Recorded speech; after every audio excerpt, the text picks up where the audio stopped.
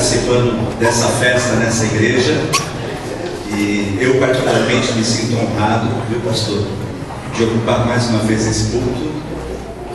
Para aqueles irmãos que não me conhecem, eu fui membro dessa igreja durante 32 anos. Eu cheguei aqui em 1969, com 10 anos de idade, e fiquei aqui até os meus 42 anos, quando saí para o Ministério da Palavra. E já fazem 12 anos e 7 meses que isso aconteceu. Como o tempo passa, né? Eu fiquei ali sentado lá no fundo, que a Jaque falou, não quero que você fique aqui na frente, você está lá no fundo para ninguém te ver. Veja só, hein? E eu fiquei sentado ali no fundo e fiquei olhando o pessoal entrando na igreja. Eu fiquei pensando, meu Deus, quanto tempo. Pessoas que eu conheci quando solteiro e agora os filhos já estão do meu tamanho. Impressionante como as coisas mudam. Mas eu louvo a Deus pela vida dessa igreja, pela vida do pastor Wilson, pela irmã Neuza, porque a gente fala muito do pastor, mas se não fosse a esposa do pastor não ia aguentar não, viu gente? Ela tem muita participação nesse ministério. Para os irmãos terem uma ideia, foi o pastor Wilson que cuidou da minha adolescência, da minha juventude. Foi o pastor Wilson que realizou a cerimônia de casamento quando eu me apaixonei por aquela jovem senhora que está ali. Já fazem 32 anos que somos casados. Foi o pastor Wilson que apresentou os meus filhos aqui na igreja, bebês. Depois foi o pastor Wilson que batizou os meus filhos, já que eles eram adolescentes. Foi o pastor Wilson que me conduziu para o seminário. Foi o pastor Wilson que presidiu o meu concílio. Foi o pastor Wilson que convocou a igreja para o culto solene de ordenação ao Ministério da Palavra. E eu devo muito, na realidade, primeiro a Deus, mas humanamente falando, ao pastor Wilson, porque foi a instrumentalidade dele que me conduziu até onde eu estou hoje. Eu louvo a Deus pela sua vida, viu, pastor? Sou muito grato ao seu ministério e a esta igreja, que durante muitos anos me acolheram e tem acolhido minha família. Meu pai e minha mãe estão aqui até hoje, e muita gente da minha família estava olhando meus primos, as primas, e tanta gente aí que há tanto tempo não vejo. Que prazer poder estar aqui hoje, poder compartilhar desse momento. Agora vocês imaginem que eu fui solicitado para estar aqui ontem. Eu estava com mensagem preparada para pregar lá no centenário, na igreja onde sou pastor. E de repente dizem assim, olha, você vai pregar lá na Areia Branca. Eu digo, meu Deus, e agora? Tem misericórdia, né? E comecei a clamar e a pedir ao Senhor que me desse uma palavra que pudesse nessa noite trazer uma edificação para toda a igreja e também que fosse uma palavra de conforto, de ânimo. O pastor que já há 36 anos está nessa luta. Aqui para nós, hein, pastor, eu vou falar baixinho, para que ninguém nos ouça. Eu só estou há 12 anos e meio, já não estou aguentando mais. Isso há 36 anos. É um herói, é um herói. Reconheço que não é fácil. Só pela graça e pela misericórdia de Deus mesmo. Mas eu quero ler com você um texto, com os irmãos, na carta de 2 Timóteo, capítulo 4. Foi o texto que o Senhor colocou no meu coração para compartilhar com os irmãos nessa noite. 2 Timóteo, capítulo 4, versos de 1 a 5.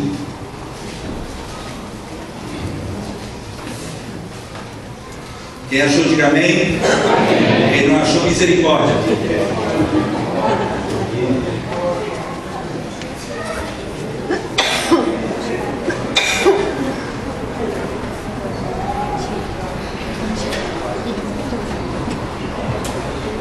Tirar o livro de Timóteo da boca do meu pai.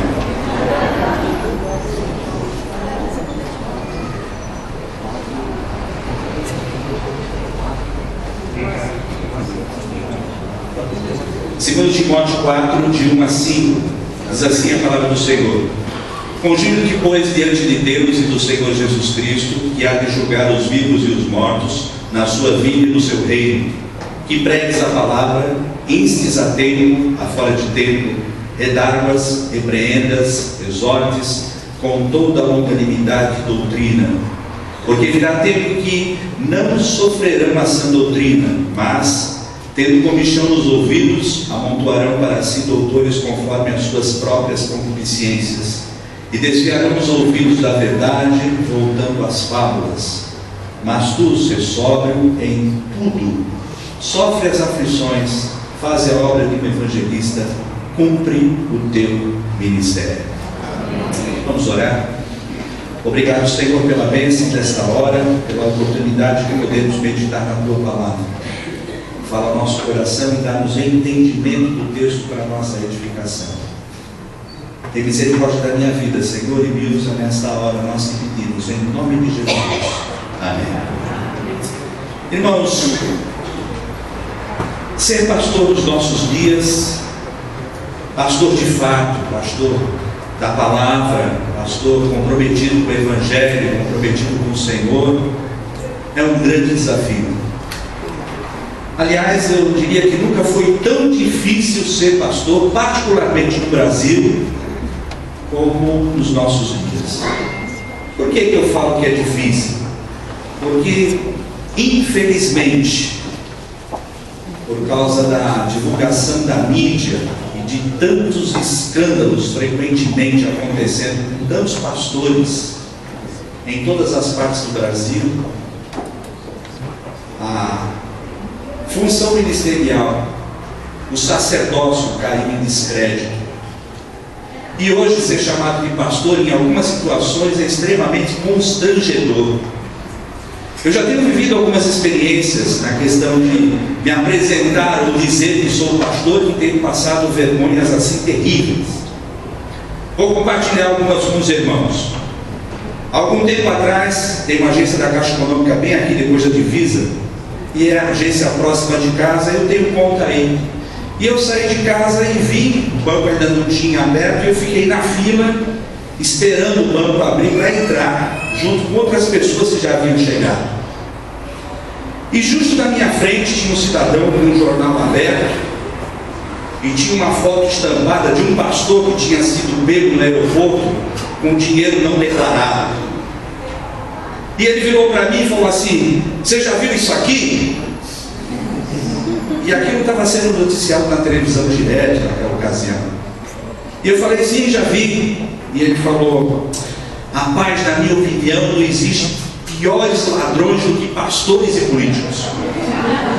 Estou para ver gente para roubar que nem pastor e que nem político. Não tem quem consiga superá-los. São as pessoas que mais roubam no Brasil. Se acabasse com os pastores e se acabasse com os políticos, a vida do brasileiro ia melhorar muito. Eu falei: é mesmo? O senhor não acha que... Eu falei: bem, pelo que o senhor está vendo aí no jornal, não posso negar. Ele falou: pois é, ou raça para roubar. Eu nunca vi gente que rouba tanto que nem pastor. Justo nessa hora que ele estava fazendo esse discurso inflamado, vai passando uma irmã da igreja Baixa Pouso que me conhecia. Pastor Luiz, como é que o senhor está? O homem arregalou os olhos. A irmã me cumprimentou, perguntou da Néia, depois me desejou felicidades, enfim, foi embora. E ele virou para mim e falou: o senhor é pastor? Eu digo: o senhor pode ficar tranquilo que eu não peguei sua carteira.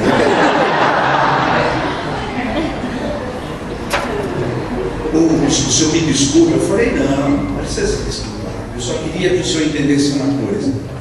Em todas as atividades do ser humano, sempre haverá pessoas honestas e pessoas desonestas. Existem excelentes advogados, mas existem advogados ladrões. Existem excelentes médicos, mas existem médicos negligentes. Existe, por incrível que pareça, excelentes políticos, mas existem políticos desonestos. Existem excelentes pastores, mas infelizmente existem falsos pastores. E se você for ver em qualquer atividade, em qualquer profissão do ser humano, sempre acontecerá de existirem aqueles que são dignos da profissão e aqueles que são indignos. E nós não podemos generalizar por causa desse que você viu no jornal, todos como se fossem iguais. Eu quero dizer uma coisa para você: eu nunca roubei ninguém. E eu sei de muitos pastores que nunca roubaram ninguém. E chamar todos eles de ladrão é, no mínimo, cometer um grande erro.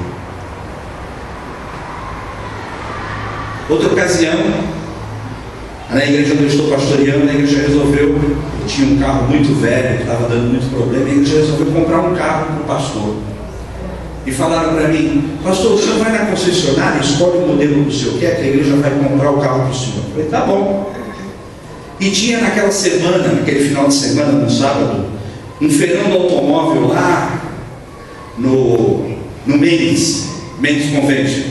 A Fiat estava fazendo um salão do automóvel com umas promoções. Eu fui para lá e falei: eu gostaria que a irmã tesoureira fosse comigo, para a gente ver condições de pagamento e tudo mais.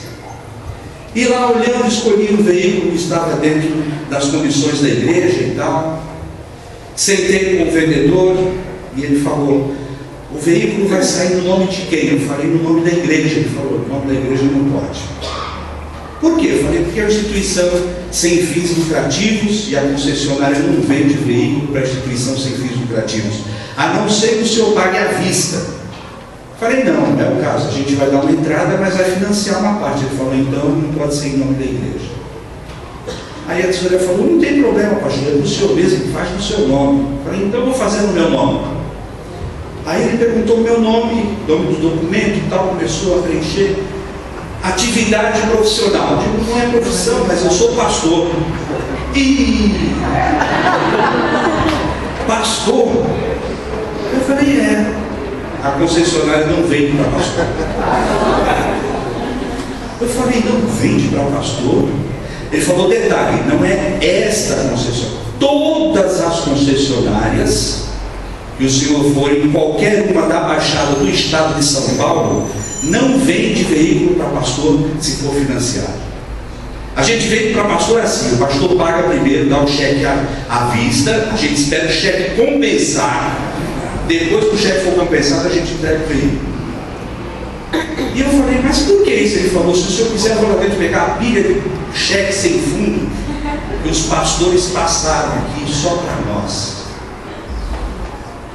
É por isso que a gente tem ordem para não vender mais para pastor.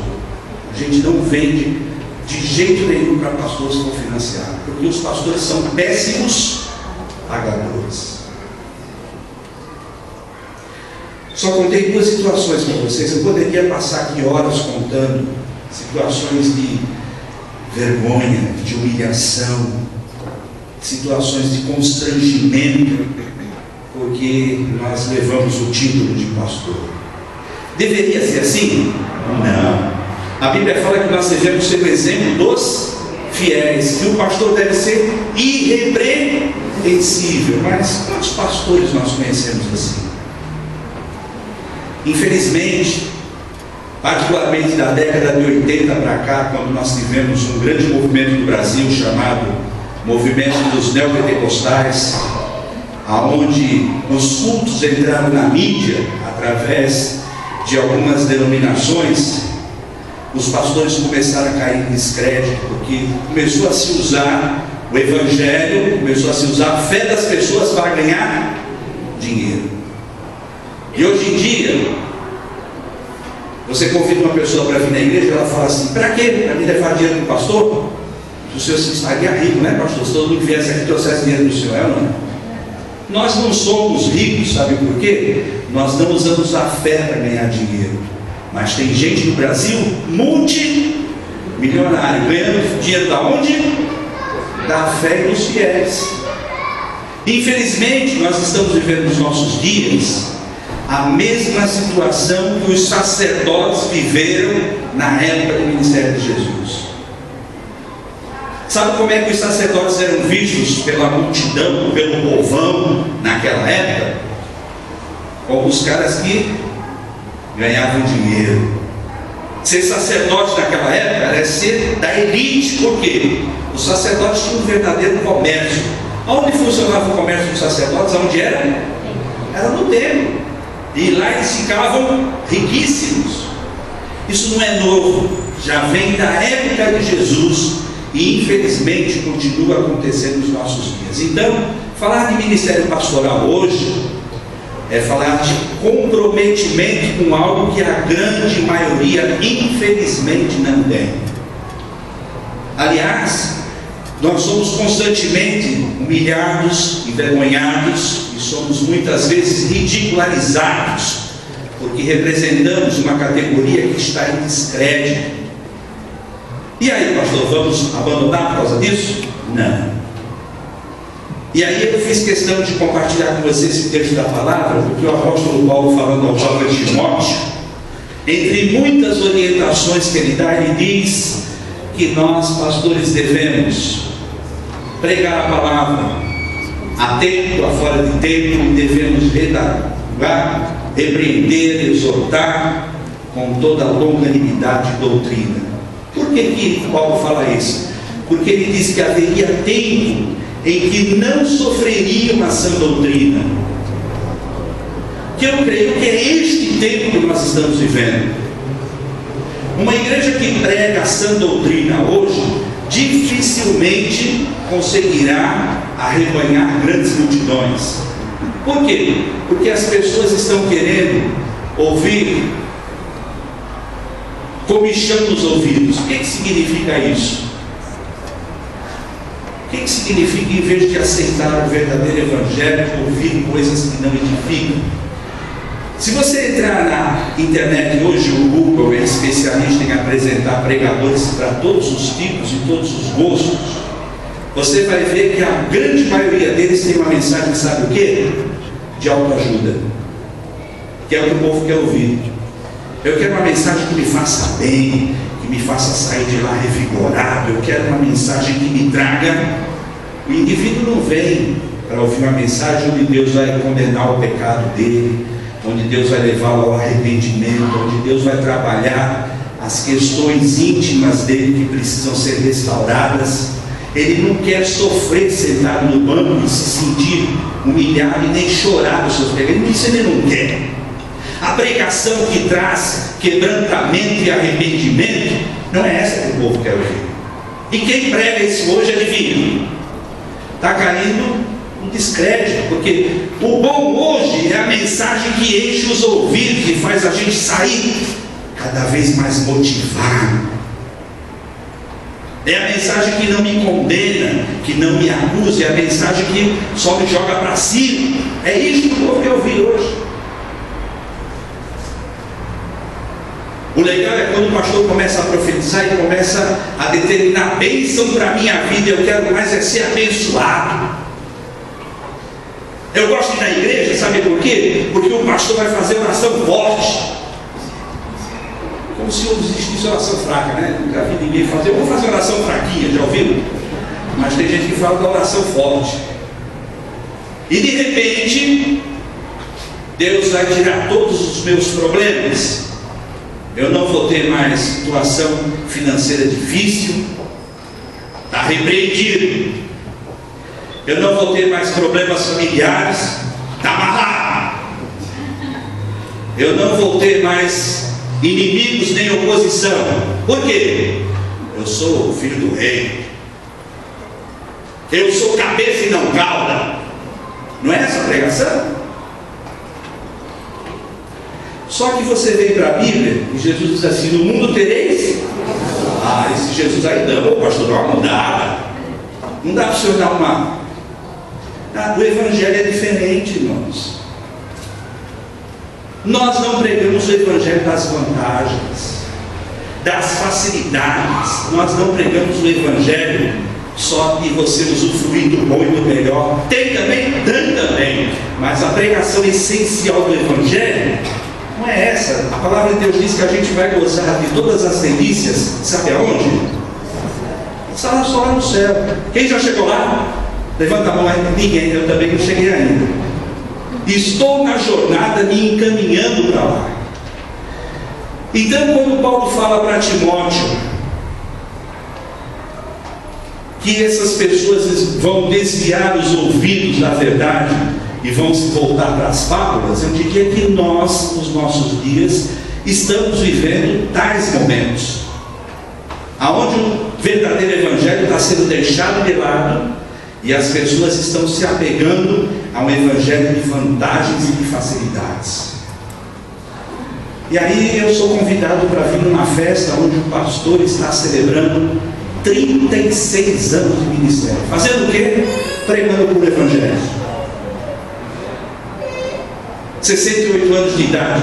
E francamente aqui para nós, não acredito que o senhor tenha tudo isso, não parece, mas já que dizem que é, eu vou acreditar. E aí, pastor Wilson, eu tenho que falar para o irmão que o Senhor quer de nós, tanto do irmão quanto de mim, é que a gente continue pregando a sã doutrina e o puro evangelho. Que independente do que as pessoas vão dizer, tem gente que vai chegar lá na porta e vai dizer: pô, pastor, que bênção. Mas tem outros que vai dizer: o senhor não estava inspirado, hein? Acontece. Mas nós não estamos aqui para receber aplausos humanos. Nós estamos aqui para fazer o quê? A vontade de Deus. E, pastor Wilson, eu sei que o irmão tem dedicado toda a sua vida fazendo a vontade do Senhor. A palavra dessa noite é: continue fazendo a vontade do Senhor. Por quê? Porque o Senhor vai dar naquele dia a coroa a todos aqueles que levaram até o fim a responsabilidade e a jornada para a qual foram confiados. Maneuza, eu sei que a senhora já tem assim algumas décadas ajudando esse homem do seu lado. Minha palavra para a irmã: continue vindo, ainda não acabou. Eu sei que já fazem vários anos que a senhora às vezes diz assim: ai meu Deus, será que isso não vai acabar? Vai acabar, irmão, vai acabar. Mas enquanto nós estivermos aqui, a gente vai ter que continuar lutando. Por que é tão importante a igreja entender que é uma luta? Porque a maioria das pessoas não faz ideia do que é o ministério pastoral. Sabe o que muita gente pensa? Que nós ganhamos para vir aqui domingo de manhã, domingo à noite e na quarta-feira, né, pessoal? Vida de pastor é uma moleza. O cara leva 3 vezes por semana, fica lá no púlpito uma horinha e recebe uma bolada. É ou não é? De vez em quando eu ouço um comentário assim, eu convido o irmão para andar comigo. Não sei se o senhor já fez isso, mas quando uma pessoa está assim achando que a minha vida é muito vantajosa, eu digo: você não quer passar uns 2, 3 dias só? E aí o cara começa a andar comigo, no primeiro dia ele já desiste, não sei porquê. Porque a vida é tão fácil. São os pastores que choram, pranteiam pelas suas ovelhas. São eles que clamam ao Senhor e intercedem. São eles que carregam a carga dos problemas e das dificuldades. São os pastores que têm que cuidar de coisas que não fazem parte do ministério. O pastor tem que administrar tempo, tem que cuidar de manutenção do santuário, de reforma, de compra de material de construção, tem que cuidar de contabilidade, tem que cuidar de administração eclesiástica, tudo coisa que não tem nada a ver com o ministério pastoral, sabia? Nós não fomos chamados para isso. Sabe qual é a atribuição do pastor, biblicamente falando? É palavra e coração. Quantos pastores você conhece que só se ocupa com palavra e oração? Eu não conheço nenhum também. Aliás, se a igreja chamar alguém para ser pastor e disser: tudo bem, eu aceito o ministério desde que eu faça só o ministério. Alguém vai perguntar assim: qual é? Eu vou me ocupar da palavra e da oração. Adivinha? Não serve. Pastor bíblico para a igreja não serve. Então o pastor abraça um monte de coisas que não é bíblico. Por que a gente faz isso? Por amor. Por amor a Jesus e por amor às ovelhas. Então, vida ministerial é, antes de qualquer coisa, sofrimento. Você sabe por que eu lutei 10 anos para não ser pastor? Pastor, eles conhecem essa história. Eu recebi minha chamada para o Ministério Pastoral com 25 anos de idade. Aqui nesse auditório, o missionário da Junta de Missões Nacionais pregou neste púlpito, fez o apelo e eu lá sentado sabia que Deus estava falando comigo. Sabe qual foi a minha resposta? Não vou. Ué, Luiz, por que você falou que não ia? Porque eu conhecia os bastidores do ministério. Eu sabia o que é que um pastor passa. E eu falei para Deus, eu não quero, não vou mesmo. Você já viu alguém lutar com Deus e ganhar? Eu tentei, veja, você é inteligente, né? 10 anos depois, totalmente quebrado, totalmente arrasado, infeliz, uma situação terrível. Sabe onde eu vim? Gabinete pastoral. É sempre assim, a gente faz as coisas erradas, depois a gente corre para o pastor, é sempre assim. E aí quando eu entrei no gabinete, falei, pastor, eu precisava conversar com o senhor. Pois não, Luiz. Aí eu contei a minha história para ele, sabe o que ele falou para mim? Rapaz, eu estou esperando para ter essa conversa com você faz 10 anos. Falei, 10 anos? Ele falou, eu já sabia do seu chamado, ó. Mas como você não queria, quem é que poderia obrigar? Agora que você entendeu, tem a solução do seu... Quando ele falou, tem a solução, meus olhos arregalaram. Falei, eita, agora ele vai fazer oração forte. Abriu a gaveta, puxou uma ficha de inscrição do seminário e colocou em cima da mesa. Qual a solução aqui do seu problema? Eu olhei aqui e falei, pastor, eu vim aqui contar a minha situação e o senhor fala que eu tenho que ir para o seminário. Ele falou, irmão, essa é a solução. Se você fizer a vontade de Deus, Deus vai cuidar da sua vida e vai resolver tudo. Eu falei, bom, eu vou orar por você. Leva a ficha para casa, conversa com a sua esposa, ore, para que Deus possa abrir as portas. Eu peguei, dobrei a ficha, coloquei no bolso, ele fez uma oração, eu fui para casa desanimado. Cheguei lá, e aí, falou com o pastor? Eu falei. E aí, ele falou, ele mandou eu para o seminário. Sabe o que ela falou para mim, pastor? E você não vai? Falei, pronto, se juntaram agora. Mas eu vou orar. Minha oração para Deus, Senhor, se for realmente essa a tua vontade, tu vais dar um jeito de eu ir estudar, não sei como, porque eu não tenho dinheiro, não tenho emprego, não tenho recurso, não tenho nada. Mas se for essa a tua vontade, se tu mostrar para mim como é que eu chego lá, que nessa época não tinha seminário aqui na Baixada, era só em São Paulo.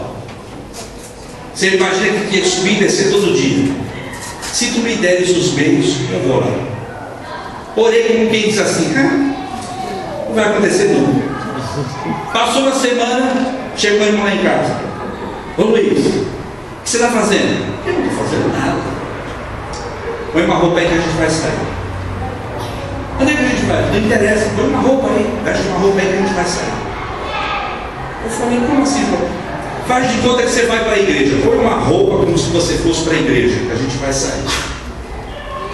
Tá bom, fui lá dentro, me vesti todo, me arrumei todo, saí, entrei no carro, pegou uma Anchieta, pegou imigrantes, começou a subir a cena. Eu falei, para onde é que a gente está indo? Ele falou, não interessa, quando chegar lá você vai ver.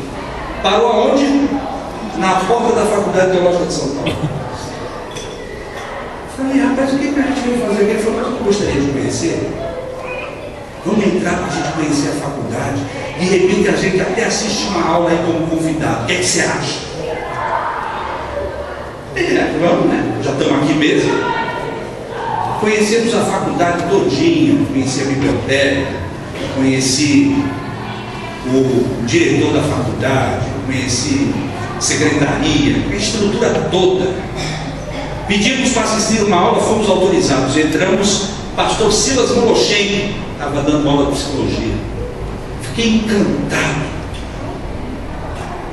Saí da aula no intervalo e diz a pessoa que me levou lá, pastor Oswaldo, hoje o pastor que foi ordenado junto comigo, inclusive. Na época a gente nem imaginava. Vamos lá na secretaria? Falei, fazer o quê? Ele falou, vou fazer a nossa inscrição. Eu falei, rapaz, aqui nossa inscrição não tem um centavo. Ele falou, isso não é problema seu, isso é problema de Deus. Não foi Ele que nos chamou? Deus proverá. Chegamos lá na secretaria, adivinha o que eu colocaria em cima do balcão? A ficha. Aquela ficha, pastor, me perseguia. Lá vou eu preencho a ficha todinha. Aí diz a secretária assim, agora é só o senhor ir no caixa e fazer o pagamento.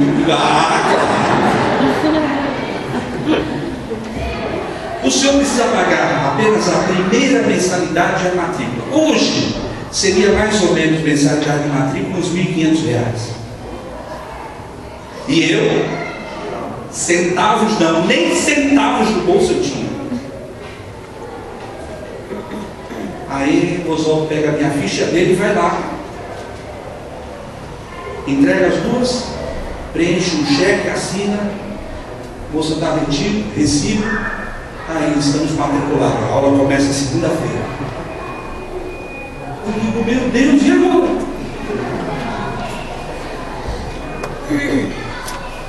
E o Oswaldo dizia assim, você não entendeu ainda, né?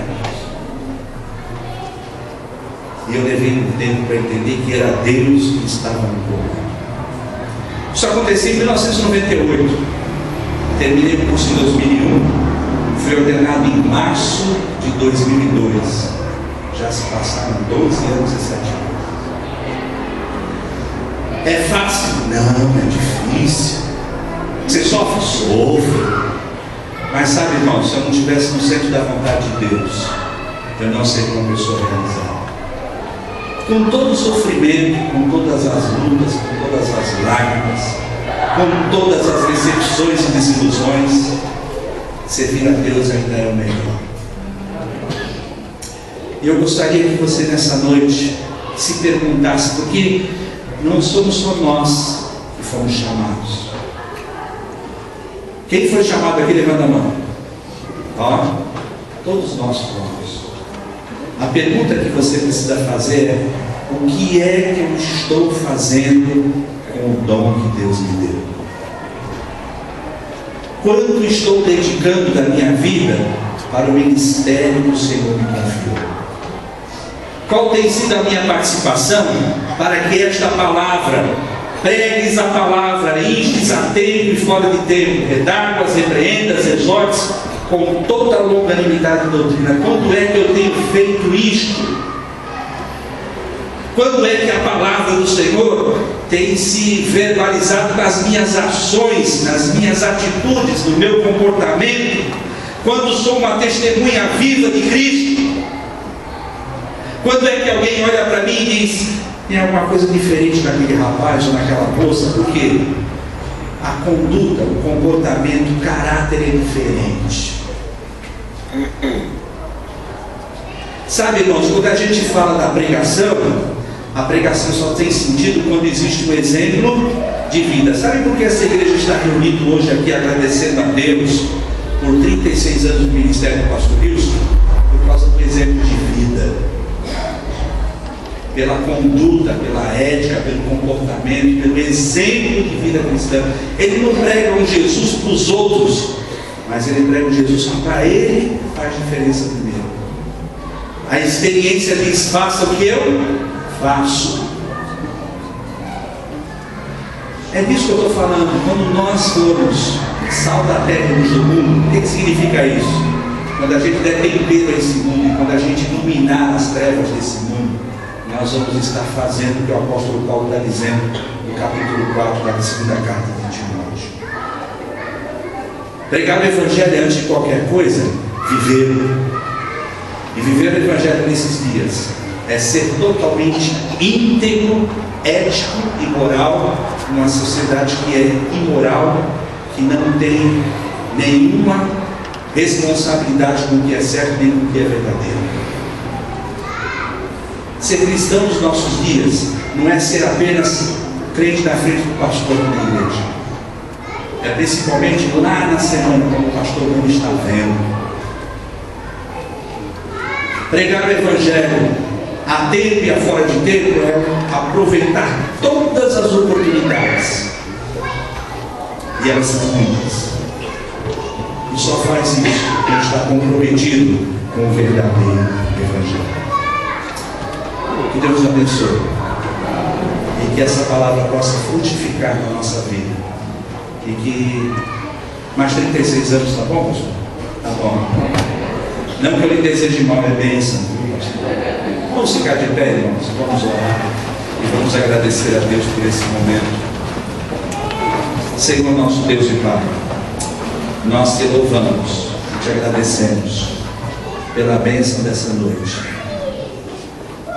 pela oportunidade de podermos realizar esse culto para a honra e glória do teu nome, culto de gratidão a ti, pelos anos de vida de ministério do pastor nesta igreja, pelos seus anos também de existência, porque cremos que a vida é dom de Deus e tu tens preservado a vida dele para a honra e glória do teu nome. Senhor, nós não sabemos quanto tempo ainda vamos ficar nessa jornada, mas pelo tempo que for, queremos clamar a ti que tu nos dê força e nos capacite para continuarmos trabalhando para a honra e glória do teu nome. Queremos te pedir, Senhor, que o teu Espírito Santo esteja capacitando a cada servo teu nesta igreja, e que haja um comprometimento de cada um de nós, para que esse Evangelho seja pregado em todos os momentos, através do nosso testemunho e também das nossas palavras. Muito obrigado pela vida também da tua serva irmã Neuza, que tem junto com seu esposo lutado tantos anos na pregação da palavra e no ministério desta igreja. Abençoa, Senhor, ricamente a vida do casal. Dá a ele saúde e que a ação do teu Espírito possa se fazer presente na vida deles para continuarem trilhando esta jornada. Seja esta igreja, Senhor, uma igreja que tem frutificado de uma forma tão maravilhosa. Daqui já saíram tantos pastores que estão trabalhando no teu reino. Continua abençoando-a e dá a ela a alegria de continuar te servindo para a honra e glória do teu nome. Nós te agradecemos em nome de Jesus. Amém.